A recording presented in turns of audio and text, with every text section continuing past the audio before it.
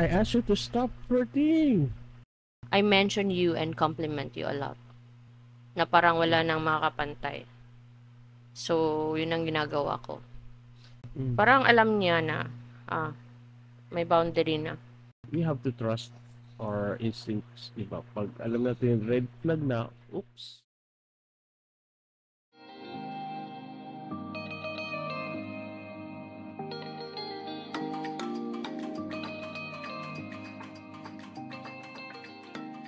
Good morning, mahal. Pwedeng building rapport or testing the water, di ba? Testing the water, inahayaan nito yung individual na ma-engage niya yung interest niya with the other person. No? Tignan nila kung magkakaroon sila ng mutual attraction or yun, acceptability. Yeah, it's a way to connect, to initiate a connection. Pero kailangan natin ma-differentiate between yung harmless fun and yung inappropriate behavior. Especially if meron na pong partner or committed na po yung piniflirtan niyo. Parang galit ka ba? Parang galit ka yata eh. Kung wala kayong magawa sa buhay, you improve yourself and find a skill. Huwag kayong So, identifying flirting. So, how do you...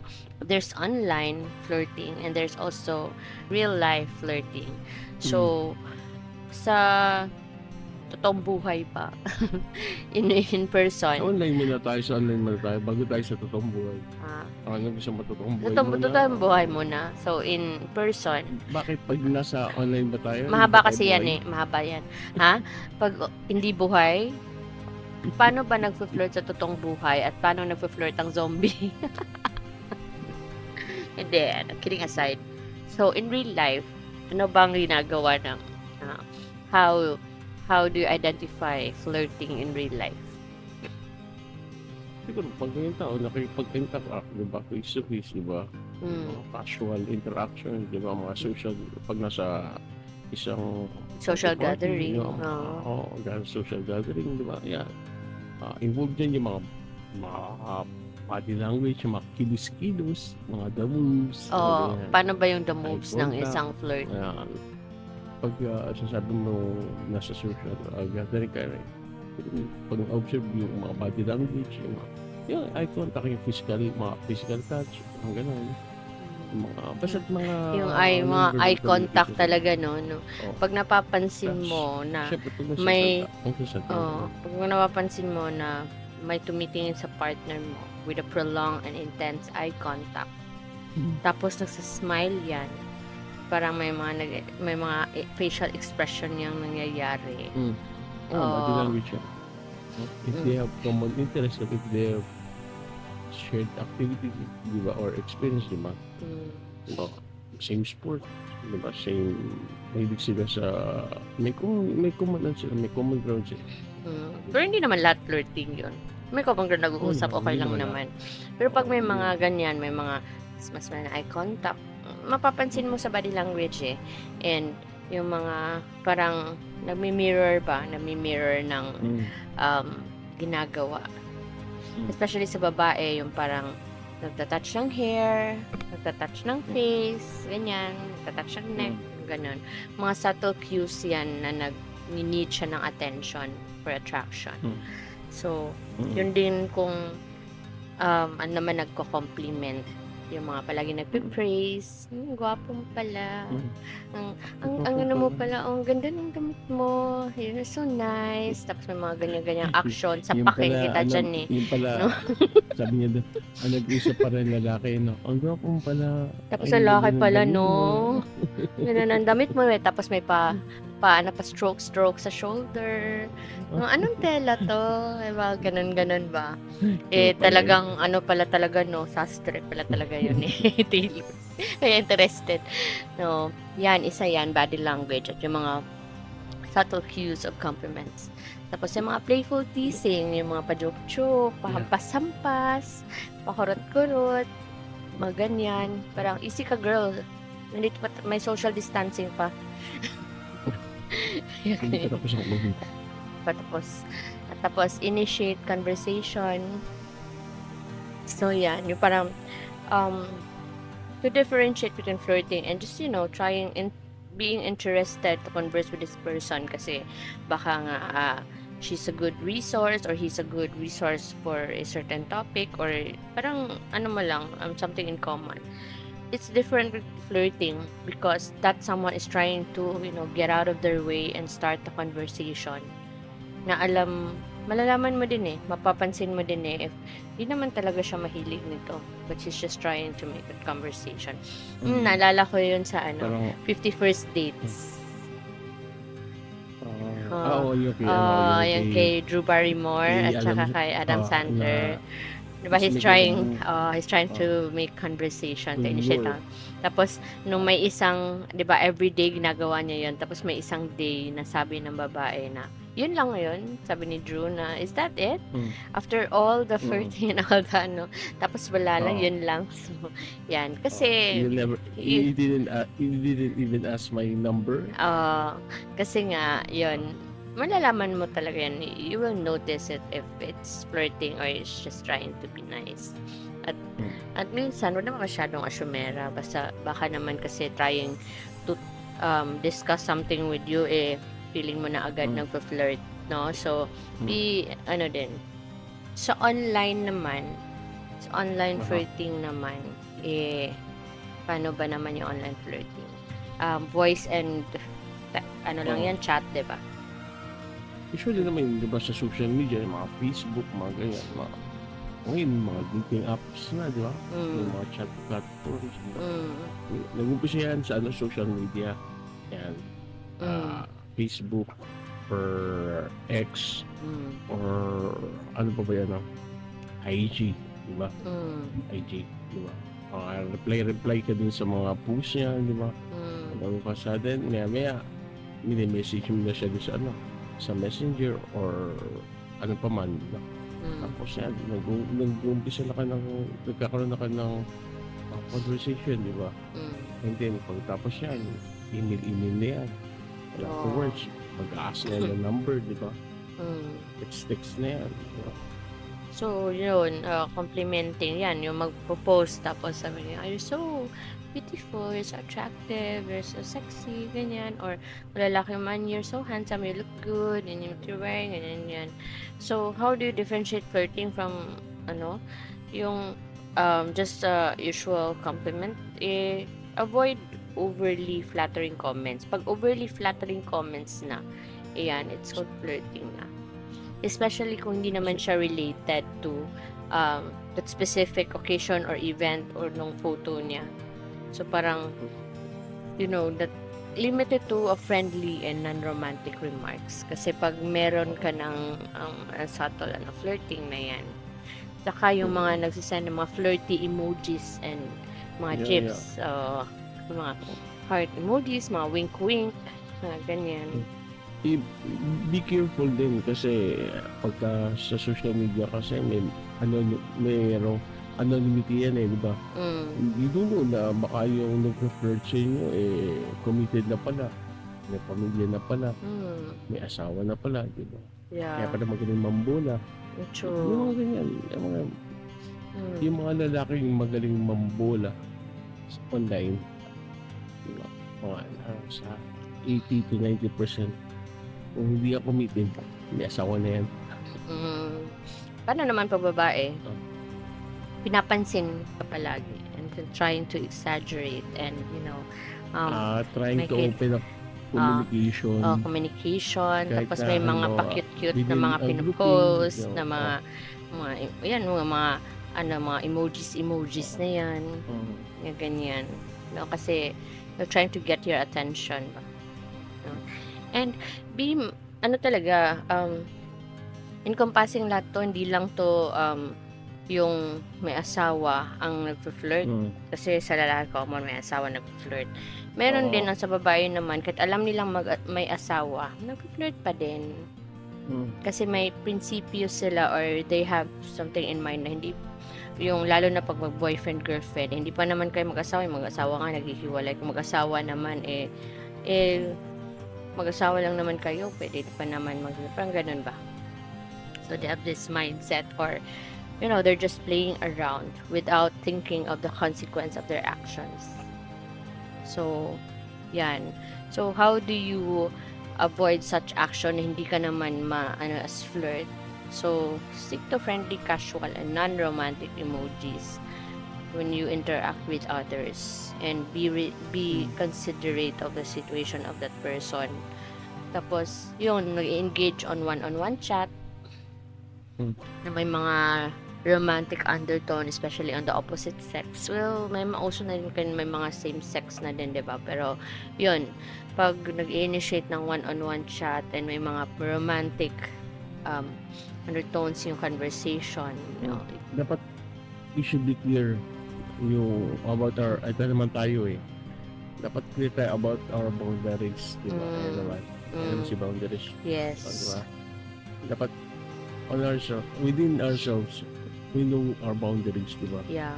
And yung kind of behavior na we are comfortable with, diba? Or setting boundaries, diba? Be firm, diba? Be firm in setting your boundaries. So if someone continues to flirt with you, diba? After na in-express mo sa kanya na hindi ka komportable, diba? You can ask na pwede mo sabihin sa kanya. Sige, ikaw, paano? Pag mayroong mag-initiate ng may nag-flirt sa'yo online, sige nga, paano mo gagawin? I ask you to stop flirting. Paano? Let's say ako yung nag-flirt Ay. sa'yo. Naman, napakasimple naman. Hindi naman ganyan. Sige nga. So, paano? Hindi ka naman gumagano na. Hindi. Pag ano lang dyan, you should respect my boundaries. I ask you to stop to the crap of flirting. Paano pag you're in a public or group conversation? Group chat. Sa group chat, tapos may mag-flirt sa'yo, ano gagawin mo? I will away. Umaalis ako din. Hindi ako may respond din. I don't respond. And if ako madali ako makadetect minsan lang not all the times. Minsan, pagka kasi may mga obvious yung mga non-obvious na kukot off guard ako doon. Pero yung nag-feel ko, parang nakikita ko na obvious naman, I don't respond. Go in a group, tapos biglang, for example, magsasend ng message or sabihin natin direct message, I don't respond. Now, pag she's getting, trying to make papansin na, parang sunod-sunod, I address my answer to the group. Hindi ko siya kinakausap directly. So, i-avoid mo na, diba, magkaroon kayo ng direct conversation. Ngayon, if hindi pa rin siya titigil, then I just keep my silence. Ano ka? Tapos hintayin mo na lang na makapansin ako. ako. Magsalita ka na magsalita dyan, diba? Magsalita dyan. Wala ka na maririnig coming from, diba? Parang, sige, I answered you naman, I have answered you back. In general form, diba? So, since hindi ka pa rin tumigil, hindi ka nakahalata. So, ano na? Ako pag may ganyan na, ako kasi, I don't, not in general form, general reply. I don't, kasi entertain So, halimbawa, pag napapansin ko na para talagang overly naman to. Kasi it's difficult for me kasi nga of my profession, they always, try to use the sakit strategy or advice strategy para ganun. Pero if na-feel ko na parang iba na, I mention you and compliment you a lot. Na parang wala nang makakapantay. So, yun ang ginagawa ko. Parang alam niya na may boundary na. Parang vibe na wala na makakapantay. So, hanggang And dyan you, ka you lang. can Parang even ganyan. use humor eh. Kung Mm. ayaw mo siyang Oo. friend, diba? Ako, ganun ako eh. Diba? Sabi mo lang, so, let's keep it friendly, but not too friendly. Diba? Okay? Gano'n. Mm. Maganda moves. Yeah. Diba? Kasi Tapos, you have ako I to- can tell kasi pag sobra na talaga na parang nag-cross na talaga na over flirting na parang to the point na parang iba na talaga. I can say outright eh. Nasasabi ko sa kanya na let's keep our relationship in the friendly arena. So, hanggang yan or in the professional Depende arena. naman, if you feel na after setting your boundaries and we felt na she still continues to respect your boundaries, di ba? Kailangan mag-create ka ng na physical or emotional distance, di ba? To that particular person para may avoid yung mga interaction or yung mga unwanted interactions, di ba? Always trust your instinct, di ba? Oo. Kapag Yeah. sa isang sitwasyon, you feel uncomfortable, you feel unsafe, di ba? Lagi mo ipa-prioritize yung safety mo and well-being and safety ng relationship mo Oo. dun sa partner mo, di ba? Yeah. And we mentioned it. Sa ganung situation, di ba? True. And we mentioned it during our last topic about jealousy and cheating. Na pag your an opportunity for temptation is always there. So don't allow yourself to be put in that situation, that environment. So lalo na kasi meron naman talagang mas maganda, mas sexy, mas mas attractive than your partner kasi tao lang naman tayo. But then if your relationship is solid and you want to maintain that and you respect your partner too much, umalis ka na dyan. Umalis ka. Huwag kang pumasok dyan sa na yan. Don't grab the opportunity. No matter what it is. Because remember, yung itsura, yung attractive, being attractive physically or being attractive because of how she talks or how she parang how she compliments you that makes you feel good. Nagbe-wear off yan. It's all, if not always, it's just a facade just trying to get your attention. Yeah. Yeah. And yun ang Tapos merong iba they try to engage in discussions about yung mga personal relationship. Tapos yung may mga sinasabi sila, actually, ngayon kasi yung boyfriend ko, yung mga expressions of dissatisfaction ba?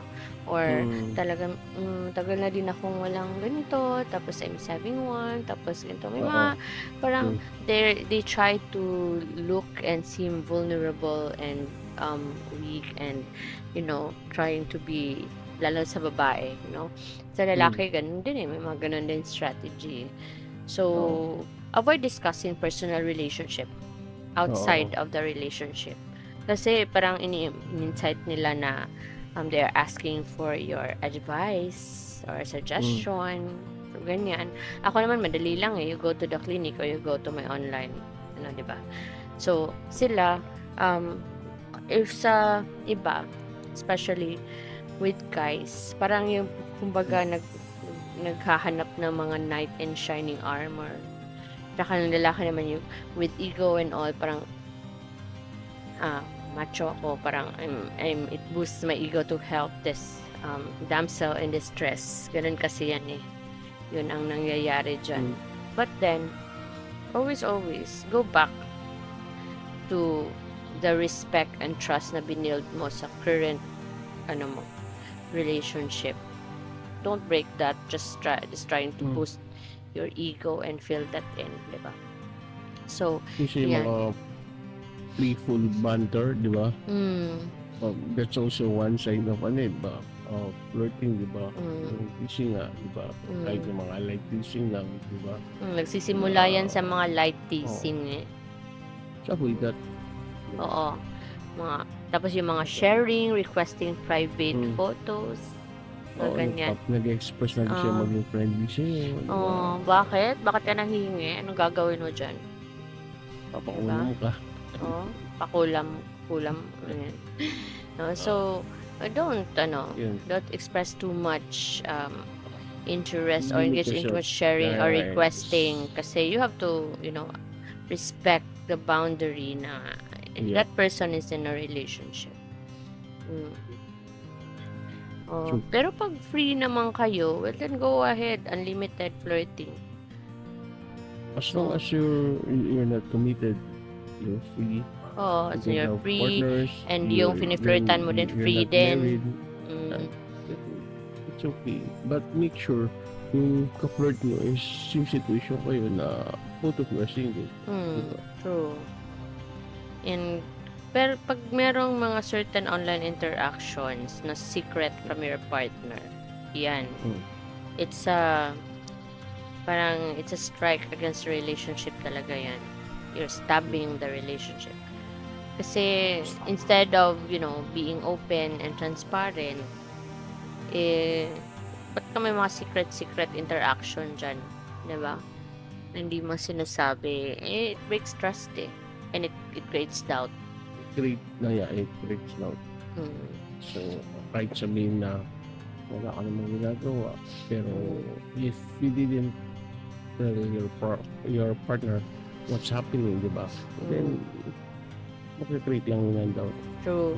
So, paano ba natin mapoprotektahan yung relationship natin sa mga online flirting?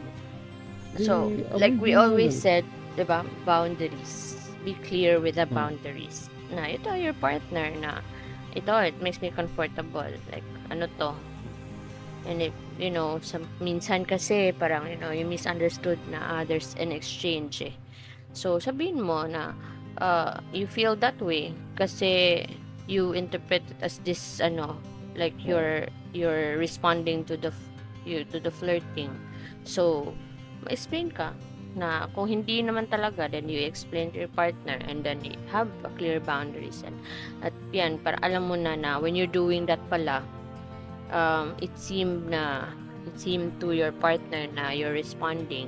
And then, it make it clear to your partner din na hindi naman yan a response of flirting.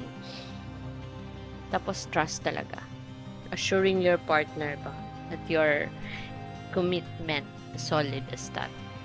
So, paano mo ba ma-maintain yung trust and how do you assure your partner? Mag-effort ka. Make effort na strengthen mo yung emotional bond tsaka yung connection with your husband, with your wife, with your partner, diba? Yung having a strong emotional connection, pareho yun, both yun, diba? Diba? If you have a strong emotional connection, it can easily make you feel both, both of you can feel more secure, diba? More satisfied sa relationship. And always, diba, be aware of, may mga red flags yan kasi, diba? Be aware of yung red flags sa relationship, diba? Diba, yung masyadong pagiging malihim, diba?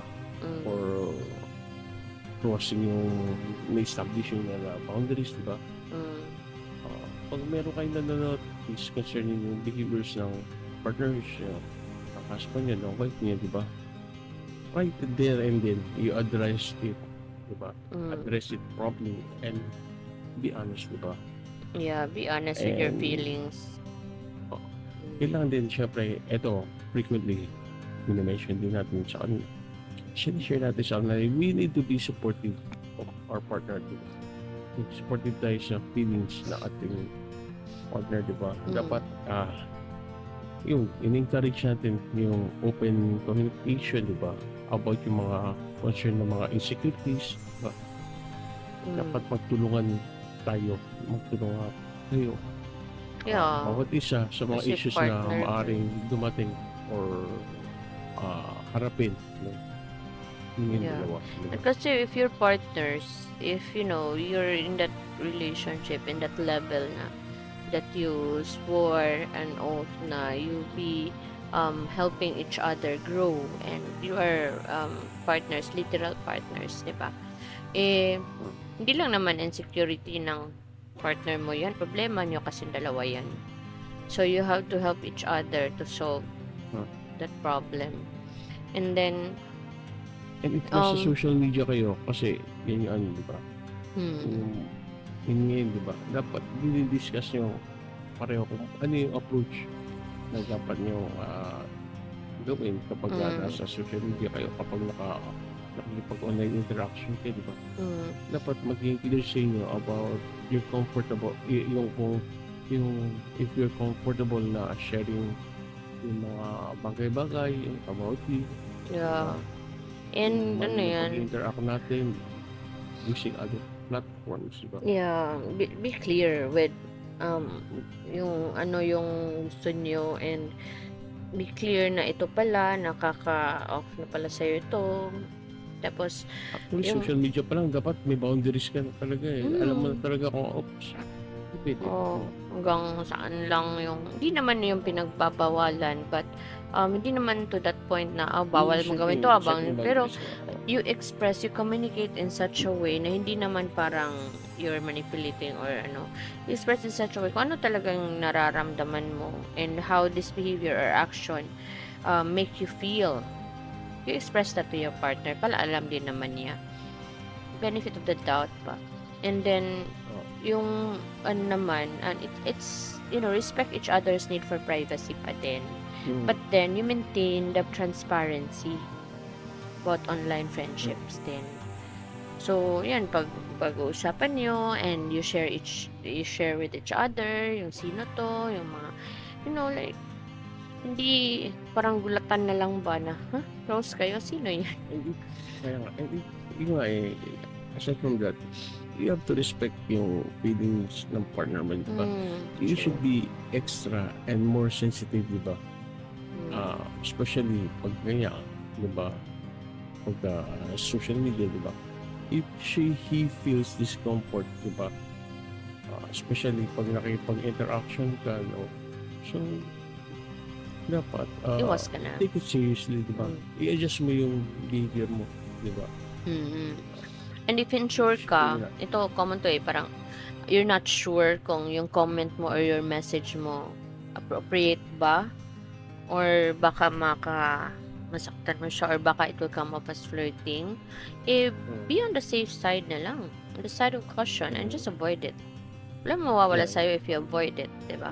Basta if meron ka ng uncertainty sa gagawin mo, choose the, just avoid it. If you feel uncomfortable, if you feel na, yung mga red flags na, stop. You have to stop. Stop na. And, avoid one-on-one chat. Avoid one, unless kung ano talaga, parang, as much as possible nga if wala ka naman sa platform, like sa akin online consultation, online consultation naman kasi yan, pero if in a if it's in a group chat, like those platforms in social media, tapos the intention of joining the group is to be learnings and ganyan, tapos there's one-on-one chat with a certain person, always the question there is always about the intention. Is there something that you're going to talk about in front of the group or with the group, or if ganun baka in depth yun, bakit? Yun talaga natanong bakit? Why is she running to you, for what purpose, and ano ba, diba? Kasi you need to din talaga yun. You need to protect your relationship. And ikaw, kilala mo yung partner mo alam mo yung partner mo, ano yung weakness niya, ano yung strength niya, ano yung makaka-lead him or her into in that direction of being tempted, or mahuhulog sa bitag of flirtatious characters. So yan, you also know how to what makes both of you, you have to prioritize what makes you both feel safe, secure, and respected in your relationship. Yes. So prioritize your relationship. You share experiences, spend time together, and you self-reflect always. Then, but remember no, yung relationship ng bawat tao is unique. Ito kami, di ba? Yan kayo. So, what works for us May not work for you. Oh, so it's important to communicate have talaga. your, Communication talaga yan eh. Kasi, ang nakaka-motivate kasi for online interaction, that's why nasuggestan sa kanila, you do self-reflection. Kasi baka naman you're finding yourself seeking validation or emotional connections online because yan lacking sa relationship. But instead of doing that, hinahanap mo sa iba ang kukulang sa relationship niyo. Why don't you try to address this issue instead inside the relationship? Kasi minsan ganito, no, bakit ba kahit na sa isang relationship na yung isang tao na nagkakaroon pa siya ng tendency na cheat parang or to parang makipag-flirt pa sa iba. Kasi nga sabi ni Mahal, diba? Baka kasi meron lacking sa relationship niyo. And it's not nice naman na yung lacking hanapin mo sa iba. Kasi pag ganun na ginawa mo, masisira. Nahahanap mo nga yung gusto mo makita sa relationship sa partner mo. But at the end, masisira din naman kayo, di ba? Kasi may fall dun sa tao na nakakita ka mo, ano ba, eto kasi sobrang sweet pag nakikita yung partner ko parang hindi naman gano'n. Eto napaka-demonstrative yung partner ko parang hindi demonstrative, diba? Yung mga tao kasi na naghahanap sila ng lambing na pag hindi nila nakita sa kapartner nila yun ay nakita nila sa iba, diba? The tendency is yun, makipag-communicate sila, makipag-flirt sila sa iba. So, anong gagawin mo? You have to talk to your partner and tell your partner na parang hindi ka malambing. Ako yung lagi yung sasabi sa akin. Kasi personally, hindi ako demonstrative. I can express my feeling in words of affirmation ka kasi. Oo. Pero hindi ako yung kagaya ng iba na holding hands while walking, yung mga pa-flowers. But pero wala naman masama sa pagbibigay ng flowers. Walang masama. Kasi actually kami magkaiba talaga love language namin. Siya words of affirmation yan eh. And acts of service. Ako kasi, physical touch and gift giving talaga kasi ako. So, kaya hindi kami, though meron din naman akong side of words of affirmation, pero alam mo yung parang yun na disappoint ka because hindi niya na-feel yung love language mo. So yan kasi yun ang nakasira ng relationship. But then we find a way naman that we meet halfway and then somehow nafe-fill in naman yung pagkukulang. Na hindi naman yun nahanap sa iba. Hindi mo nananapin sa iba. Nagrelasyon ka pa. There's no relationship that's perfect. Pag-usapan nyo. Huwag mo hanapin sa iba. Hindi ang solution is to look for another person. At mind you, walang relasyon na perfect. Hanapin mo man sa iba yan. Na feel, halimbawa ako, kasi hindi siya nagbibigay ng mga ganun, no? So, parang nung una, I feel na I don't feel special at all. Kasi ganun nga, yung love language ko. So, meaning ba nun, if may magbigay sa akin ng flowers ng iba, if may yung touchy-touchy person, ganyan, iwan ko na siya, punta na ako dun. Hindi lang naman yan ang reason why you're in a relationship. At mga complexities in the relationship that kailangan yung you hold on to it and then you keep on communicating talaga with your partner. Very important. So, paano naman, Mahal? Paano mo ma-spot if someone is flirting with your partner online? How to spot it? Girls, ito yung tip ko sa inyo. Excessive compliments. Yung parang nagka-compliment about appearance, about intelligence, personality, mga boses, mga ano-ano dyan. It can be a sign of flirting. So, strike one na yan. So, observe ka na muna. Pero pag may mga frequent personal messages na yan, mga one-on-one messages, mga chat, yan, sekto na yan. Parang, what's the message about, ganyan, no? And, ano mo, na-heads up mo na si partner. Baka partner, flirt na yan, di mo lang napapansin yan, overly nice or overly ano ka. Basta handle it. Ganun ba? But we maintain the trust. Oo. Tapos, pag may mga emoji na, mga wink-wink dyan, may mga gif na sa conversation, parang, ano na to So, at saka, pag meron ng mga joke-joke, na may mga pagka-personal yung nature, na parang, kung if you're in a group chat, parang feel mo, close ba silang dalawa? Parang there's some closeness in them. Parang may potential flirtatious relationship between them. Yun, ayun. Tsaka yung mga teasing-teasing na parang nag-engage ng kulitan, mga playful banters. Connection, di ba? At may mga ganong pangyayari. And yung mga excessive online time.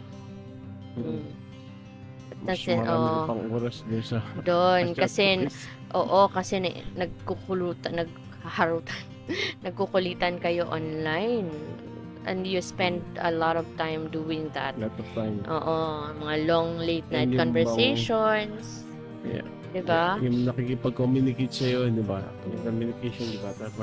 Sabi dumating asawa mo or dumating yung kapartner mo, sabay bigla sara na laptop. Naka.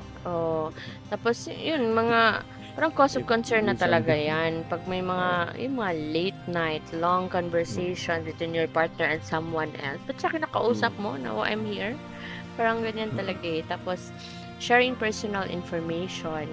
So, may mga intimate, ano na yan, may emotional intimacy na, and yung mga hidden screen, yung sabi mo, mga password protected device, okay lang naman, pero parang yung, iba talaga eh, mapapansin mo eh, na, dati okay lang eh, okay na nakashare mo parang ano na so, siya. all of a sudden, magkakaroon na sudden change nagpalit ng passwords. Yeah, kaya yung biglang sara ng laptop, biglang kulob ng phone, ganyan, or magsi-CR lang, dadalhin yung phone, ano ba?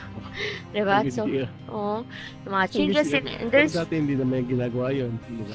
Yung sudden change sa attitude. Sudden changes. May iba talaga, dinadala yung phone sa CR kasi matagal talaga sa CR. So, nagdadala sa search. Pero, usual yan. Pero, halimbawa, iniiwan. Tapos, bigla, lagi na lang nila dala. Oops. For example, in a relationship, dala yung phone, no? Tapos magsi-CR, iiwan sa'yo yung phone, no? CR lang ako. Ganyan eh, kasi iwan sa'yo. Tapos biglang, dadalhin na niya yung phone niya kahit saan. Tsaka close to his body all the time. Yung phone. Parang iba na yan. Maybe he's in something or what. So, pag-usapan niyo that you feel that way. Kasi, baka naman misinterpret mo lang din naman. So, yan, you do that. And, yun ang mga how you will spot it. So, paano mo naman i-handle yung nagpo-flirt sa partner mo? Kasi it's gonna be emotionally challenging. So, paano nyo gagawin? And boys din, you stay calm and gather information. Kalma lang, and then try to discuss the issue with your partner. And you communicate openly what makes you feel bad. Use the I statement all the time. And na ganito, jumping to conclusion. Diba? Okay na yung jumping to conclusion. Baka kasi mamaya, misinterpret mo, diba? Mamaya, because you're jumping to conclusion, you're making accusation na wala naman kayo evidence, diba? And it will just bring harm sa relationship mo, diba? And ask mo din yung perspective ng partner mo. Kung Mm. let him explain or her explain the side of the story, and trust pa din. Nandun pa din dapat yung Ano ba yung trust? trust. Oo. Assurance. And Kasi respect. very essential yun eh. Very Mm. essential ang trust sa relationship niya. Kasi Oo. i-trust your partner, di ba? Na you are sick, you know na committed siya sa'yo, di ba? Mm. So, wala ka dapat pang Yeah, and you listen actively then. Express your boundaries, and then you try to listen also the side of your partner, and focus on feelings and emotions, not blame. Kasi ganyan ka, kasi naman ka, hindi naman palagi dyan ko kasi, ganyan. Huwag ganun. Focus on the emotional impact of the situation, and then try to find a solution para naman hindi maulit, or para the feeling won't be pa din, parang recur ba, baka may same scenario in the future and babalik na naman, ganyan. And then try to rebuild the trust. At pag napag-usapan na, napag-usapan na.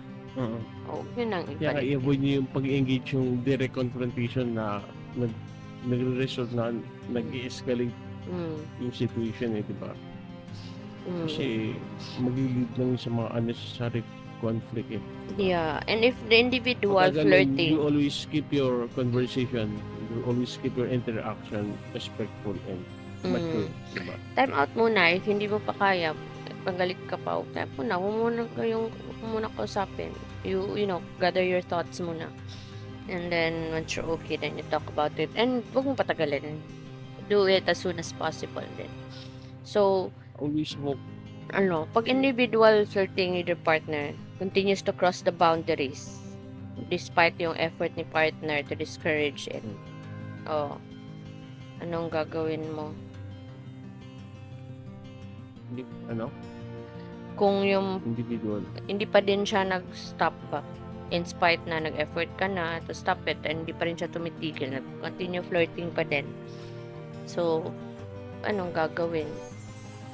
Kung kayo yung partner, and then yung partner nyo, yung example, kung kayo yung asawa or ikaw yung girlfriend, tapos yung husband yung boyfriend nyo, they may effort na silang ginagawa to discourage it, tapos sige pa din ng sige, nag-flirt pa din, tell your partner na mag-set ka na ng boundary sa kanya, or reduce contact, or as much as possible, huwag mo nang pansinin yan. Huwag mo na, kasi sometimes, especially men, they're just trying to be polite, and, maintain the respect dun sa, kahit nag-flirt na ba, kasi baka sakit sila, or baka naman na misinterpret lang, ganyan. But then, set the boundaries na. And, as kung tayo naman yung partner, tapos yung karelasyon natin, pinag-flirtan, we need to have to take care of ourselves din. Kasi, we will be too emotional trying to, try to solve that for your partner. Dapat siya yung magsusolve niyan, siya yung pinag-flirtan ayusin mo yan. Diba? And then, reaffirm your commitment. Hindi ta kaya, you seek professional help. Magpa-PRO ka na, restraining order. Kasi dapat ang focus nga natin dito is to strengthen yung relationship niyo with your partners, diba? So you have to find ways to paano mo i-rekindle yung emotional connection, or spend quality time together, diba? Remind each other yung commitment niyo sa isa't isa. Guys, it's really natural sa mga tao na maka-encounter sila ng mga individual na maaaring mag-flirt sa kanila, diba? Or mag-flirt sa partner nila. Ang importante naman dyan is paano nyo, ikaw at yung partner mo, i-handle mo yung situation once na ma-encounter yung ganun. You have to maintain yung strength, yung trust sa relationship nyo, and yung trust nyo sa isa't isa, diba? Yeah. And be open, diba? Be open, always magkaroon kayo ng communication, di ba? And understanding, di ba? Yeah. Yeah. Pag ikaw naman yung piniflirtan, ano yung mga steps na pwede mong gawin? Oh yeah, be clear and direct. So, if be upfront your boundaries and kung hindi ka pa naman sure masyado, pero parang nafe-feel mo na, you redirect the conversation. Para mawala yung yung direction to flirting ba, ma-redirect mo. And ginasabi mo kanina, use humor, in a joke manner para naman mawala sa flirtatious territory, and mabalik dun sa general conversation. And you clarify your relationship status. Yung sabi ko kanina, an example, how I handle it. I make it clear na I'm in a relationship and I adore and respect my partner. And I am placing him in a pedestal that no one can match. So, yun, para clear sa kanila na hindi ko malalampasan to. Hindi ko matatapatan to. Is really secured with the relationship. Para ganun. And, yun, express yung values, personal values mo. No? So, yan, yan mo talaga that you're in a, make it clear that you're in a relationship. And, minsan, yan, iklaro mo. Kung hindi pa din nagigets, yun, ipakita mo na you have no place in here because puno na to, it's so full of my partner's this is her space or his space already surrounding me, so wala ka ng place dito. Kailangan it's clearly set out there pag you're faced with someone that's flirting with you. Kaya hindi sa mga may asawa na kung ayun yung mamantay mo yung yung joke na yan. Oo nga pero hindi naman siya mabait naman to. Dahil lang nga sa kabaitan, yun lang nga and I understand naman if he's being adored by many. And yun lang, girl, hanap kayo ng sarili nyo. Okay na to. You haven't met me yet, so ayaw nyo akong makarap. So that's a warning na hindi. I'll let him handle it. And sasabihin ko naman sa kanya, I'll handle her. Pag ganyan na, I'll handle her, you won't know that I am attacking you. No, hindi naman. Hindi naman kami ganun. So, yan din ang iwasan nyo, girls, sa steps, diba? yan din iwasan nyo. We can maintain a healthy and secure relationship, diba? How to handle flirting situation as well, diba? Ano nga ba yun?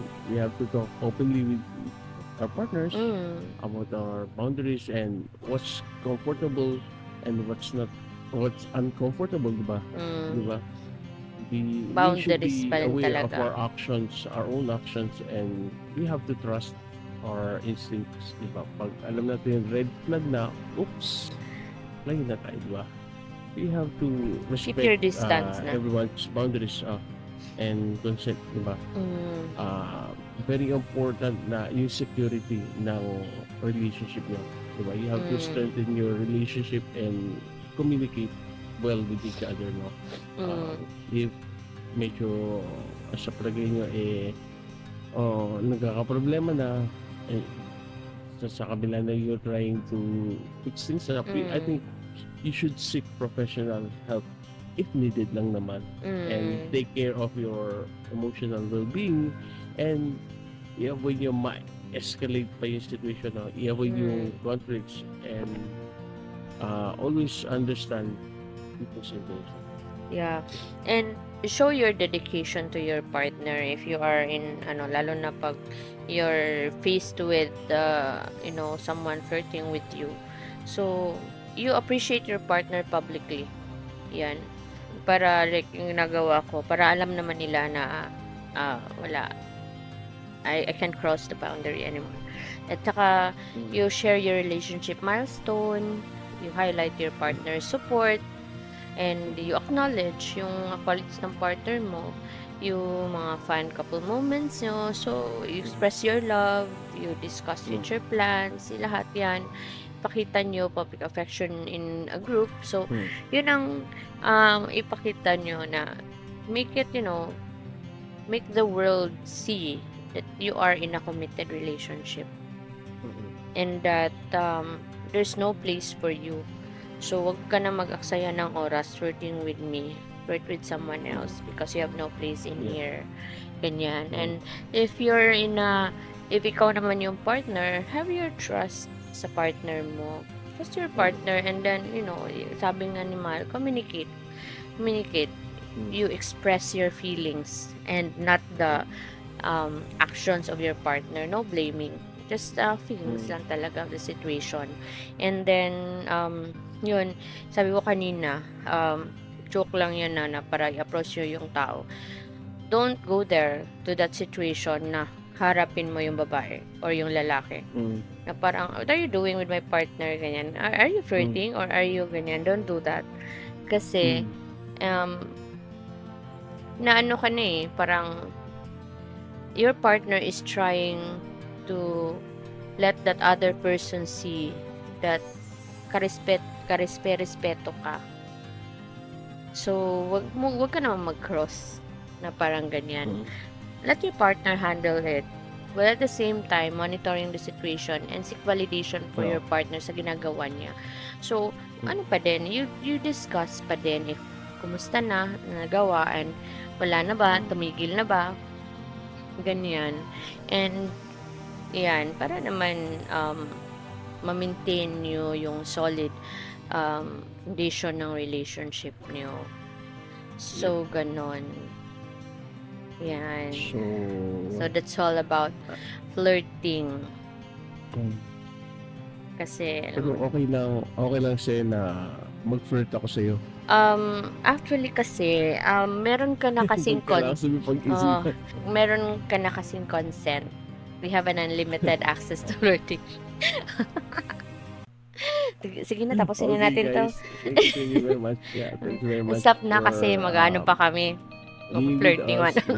And thank you for your continued support sa aming munting channel, and hope that you still be with us in our upcoming